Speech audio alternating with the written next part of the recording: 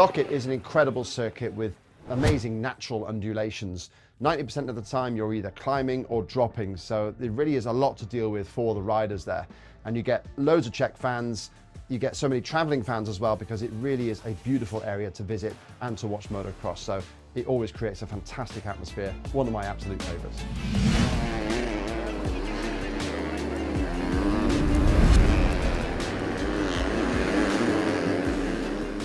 The middle of the MXGP 2025 season is like a pendulum. It goes from hard pack to sand to hard pack and back to sand again. We've gone from Germany to Latvia to Matidi Basin to Finland to Loket, and it carries on from there as well. So it really does test the riders. It brings out this constant change in how they must ride from week to week, and it also gives us a championship that is going back and forth as well in both classes. So this really is setting up a dramatic end to the 2025 season.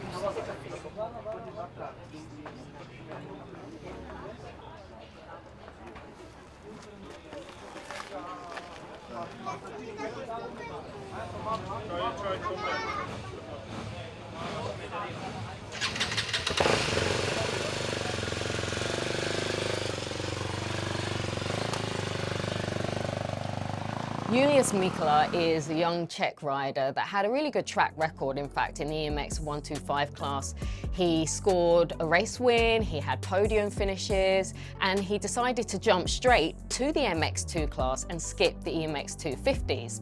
This year, he signed with the factory TM CRD Motorsport team, and to be a factory rider for him has definitely been a bit of an eye-opener. It's been a transition period, but for a young rider, he's definitely handled the pressure well.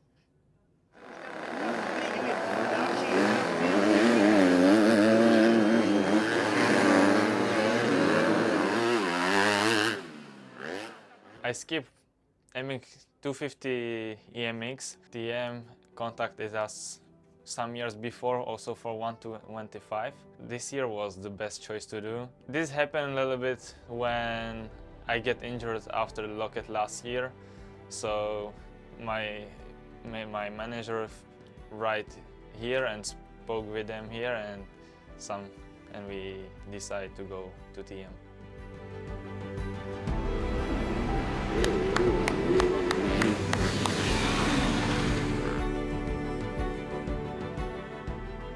Siamo un'azienda piccolissima che poi è stimata in tutto il mondo, è fatta di persone che si vogliono bene, che lavorano con armonia, con amore e producono queste straordinarie moto. Siamo gli unici al mondo a fare l'87% della moto e di questo ne andiamo fieri, molto fieri. La nostra prerogativa sono le piccole cilindrate. Sicuramente puntiamo tanto sulla nostra 125 e sulla 250 quattro tempi.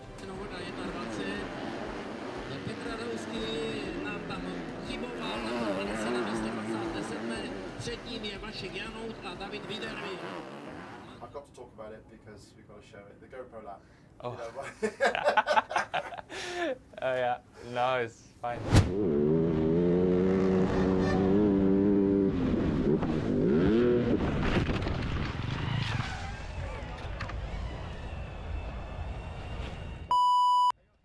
I tried to stay calm. I didn't actually push or nothing. I just rode same like every lap before, but after our free practice there were the MXGP, and then on this takeoff there is one new hole. I didn't know it's there, And I just rode a little bit too comfortable, I think, and didn't pay much attention as should I, but did a bit freestyle over there, but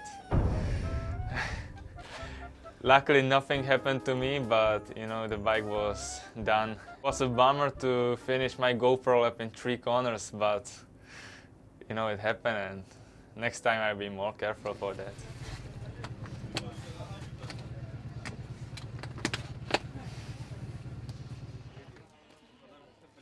After his GoPro crash, he could have felt a little bit embarrassed. Maybe it could have knocked his confidence a bit, but Julius really regrouped well. Later on that day, he got a fantastic start in the qualifying race. He got his best qualifying race finish, P7, in front of his home fans. And it just shows that he has that maturity and the tools to deal with that level of adversity.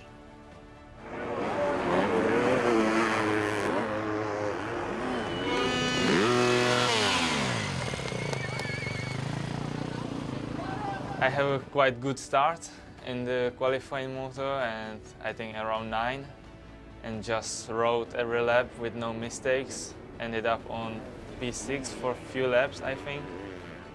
Then Simon passed me for 7 and just ended the motor on 7.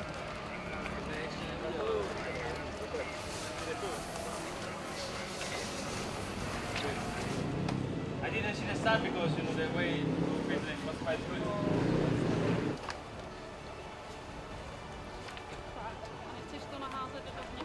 You happy for the quali race? Yeah, it was good. How was it? Was raining, so it was good. I had a quite good start, so make my life much more easier. Yeah. So, but I was a little bit worried about my goggles because I put tear-offs and I put all 14 on one go. So I had just roll off. Oh, So I didn't know if it's gonna last full motor, but Yeah. luckily in last lap I did the last push, so it was calculated. Last lap when I ride to the finish line I had goosebumps. It was so good. did you hear the crowd like really good every time you were passing? Actually I did. Was Really? quite. For the first time I heard the crowd. Oh, And I also heard quite the ground a lot in Tonchental because I rode 8, but I didn't know why. They was shouting, and I was like, for me, why? I'm Czech. And then I realized the whole motor is Simon Langenfeld right behind me, so oh, this time was for you. this time was for me, so it felt much better. Yeah. So good luck for tomorrow. Thank you.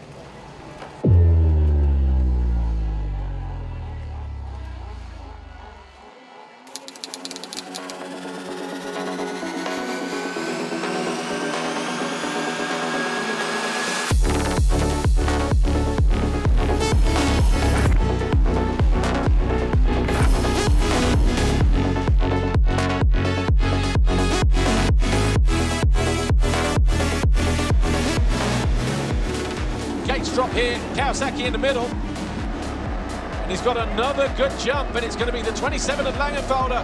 He definitely needs a good start here. He's over the foxhole shot line for the 6th time this year. Simon Langenfelder leads on the opening lap, doing exactly what he needed to do, which is not what he did yesterday.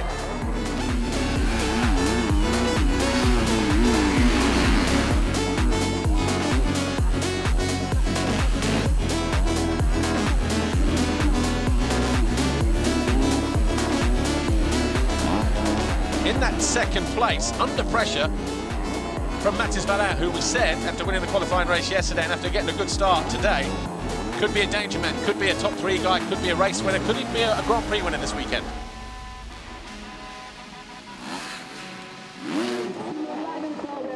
Well, just a few corners to go then before Simon Langenfelder hits the line for the 8th time as a race winner in 2025. And Simon Langenfelder will cross the line in race 1. He'll take the full 25 points, re-establishes himself with a points lead extension, takes a look back and goes, where is everybody?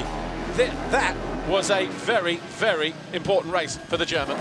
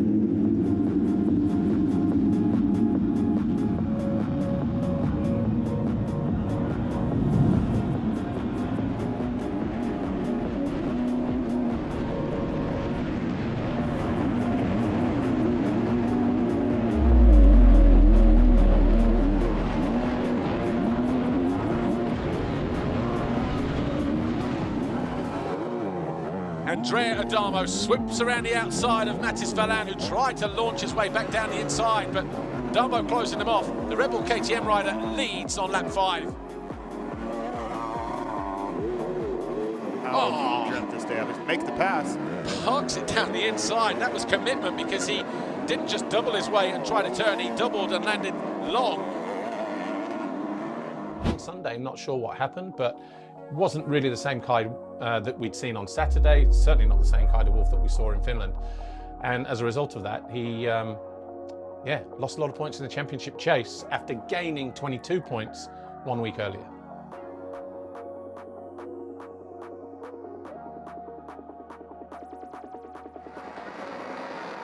Move. Yeah, there you go. Langenfelder found his way past right on the line. Langenfelder moved up to second.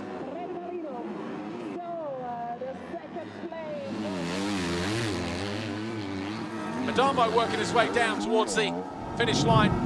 He wins race 2, 6 race wins for him. So the podium in MX2 in Loket.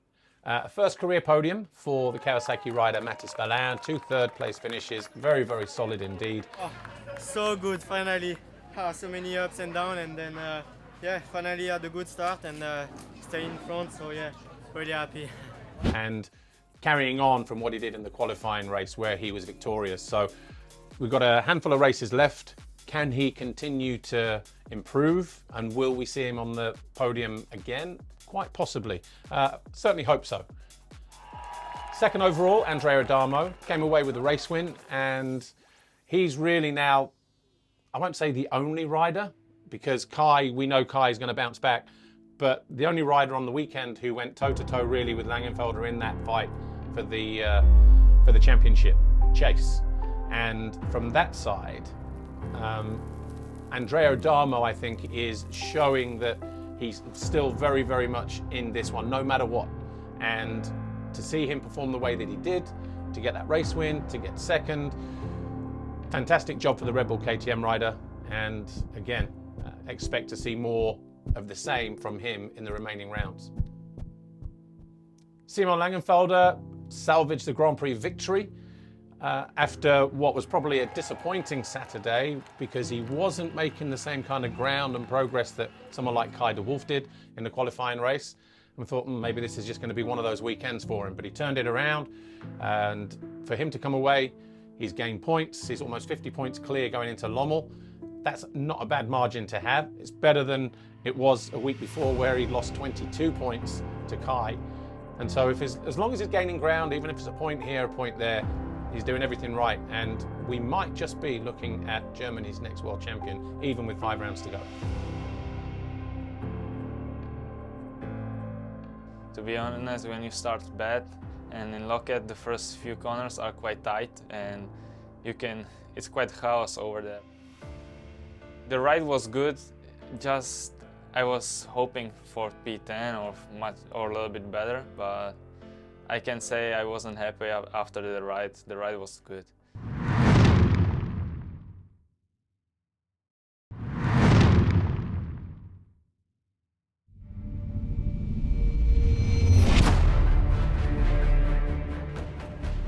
Chambers Racing, we have a workshop in Belgium, in Lommel.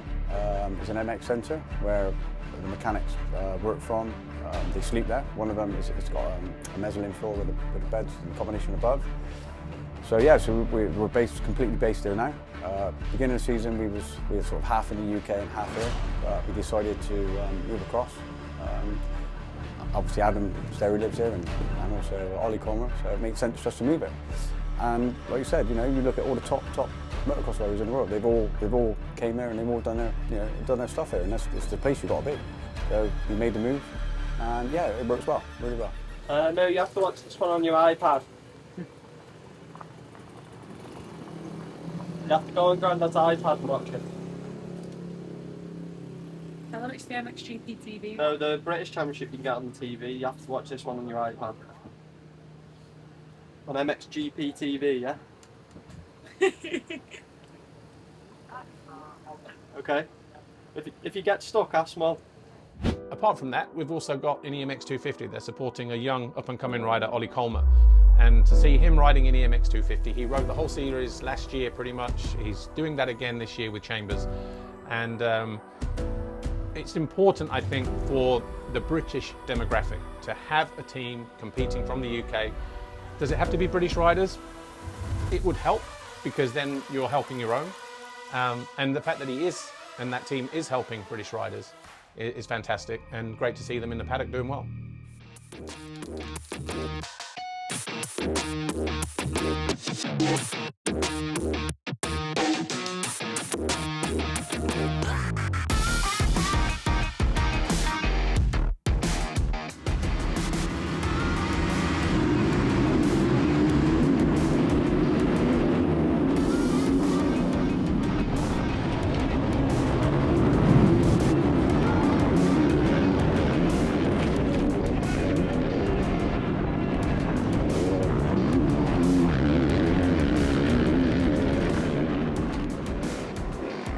Two Brits battling down here, 13th and 14th. Adam Sterry on the Chambers KTM and Ben Watson.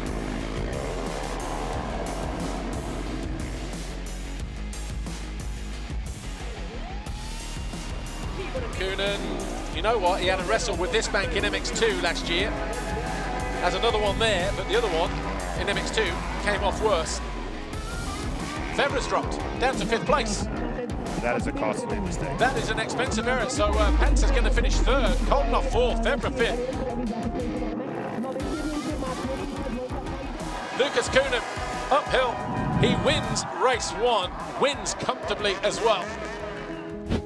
Jan Panzer, wow, what can we say about him? In that opening race, it was pretty much a showcase performance. It was a standout ride for him. Not only was he in 2nd, but he kept the championship leader behind him for pretty much most of that race. And that moment really did showcase his talent and his potential, what he is capable of at this level. And what was really nice was the emotions that we saw when he rode back to the paddock.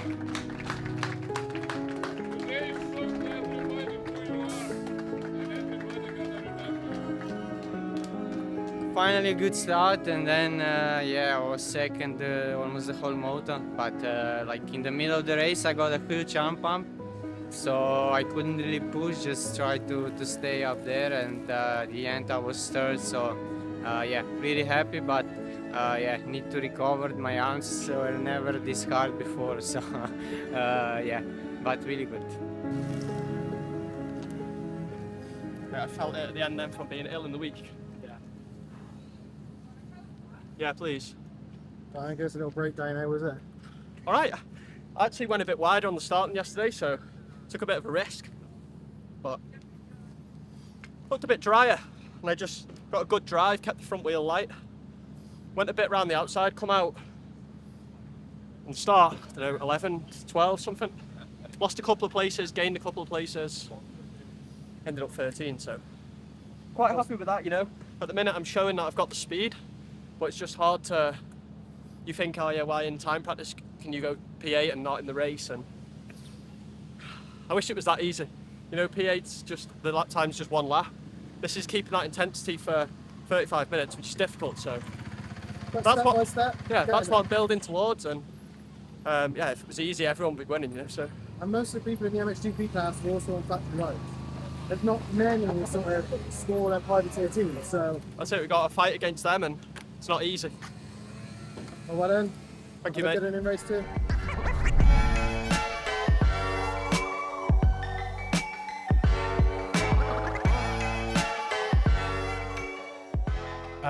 Yeah, so the plan for the rest of the year was to finish the European GPs, and we have quite a few rounds of the British left, so it's pretty intense every weekend from now until I finish, and yeah, hopefully we get on the nations, but we're waiting to see about that and yeah, see where we're at.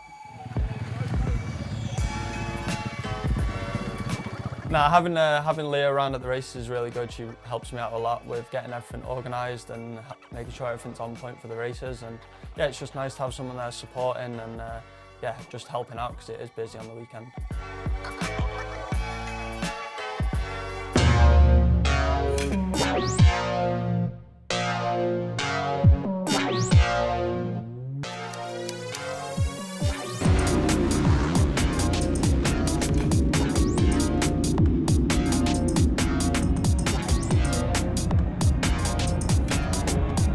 And it's Koldenoff around the outside, but did he bag the foxhole shot? Koldenoff leads away. Febvre second, exactly where he wants to be, ahead of the number 96, his main rival in the championship.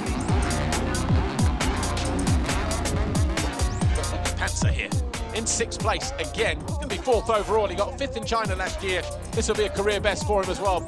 What are the energy levels like after such a superb fight in that first race?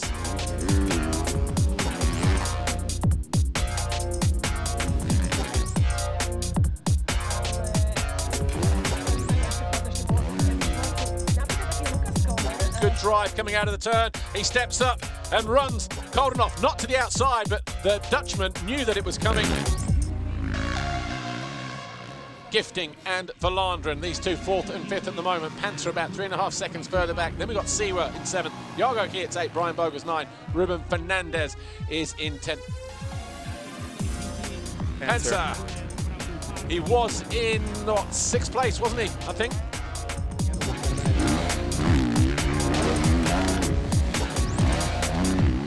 It's Romain Febvre who is in control of this race at the moment. Maxime Renaux has been down. Right shoulder, no visor. Lucas Koenen. The threat is real again as he closes in on Koldenoff.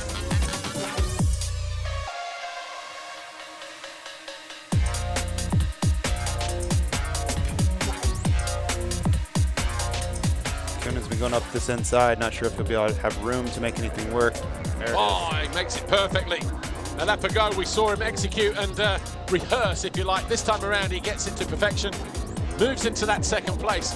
He's going to win race 2 here, Romain Febvre, and he does it in fine style. But it's Lucas Koenen who will have the last lap. He wins the Grand Prix here in Czech Republic, and the Red Bull KTM rider now 10 points down as we head into round 15. Your lap times are unreal. Like, you if you'd have come out the gate about 7th, you'd have stayed there. Another positive race? Yeah, good. Solid weekend.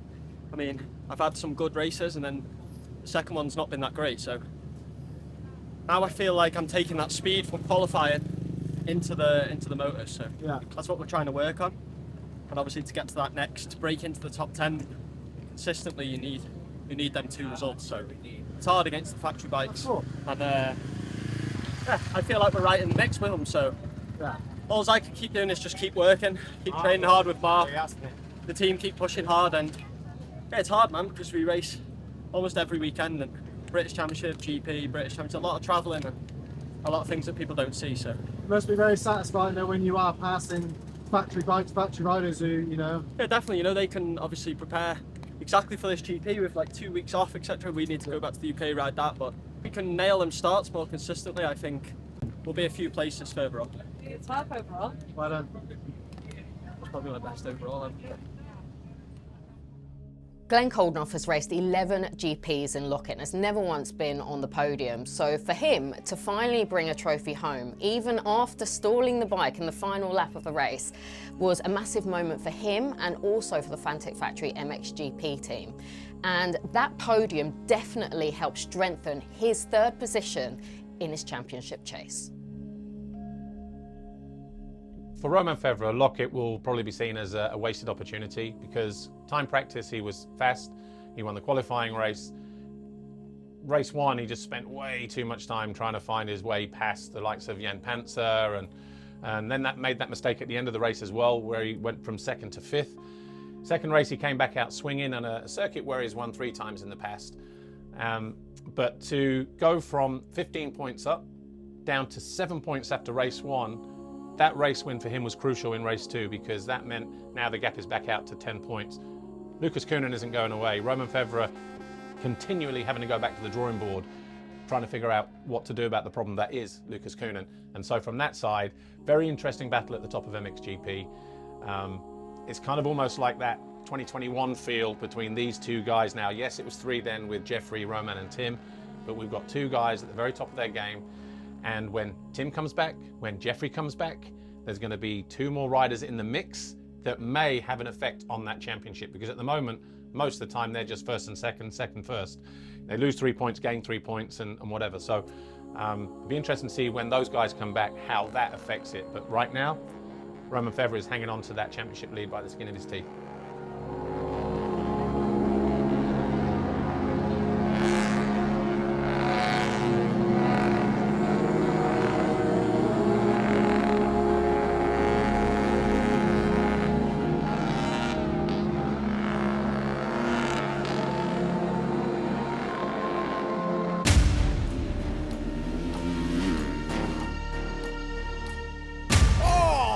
Moment for Thibaut Beniston straight out the front door.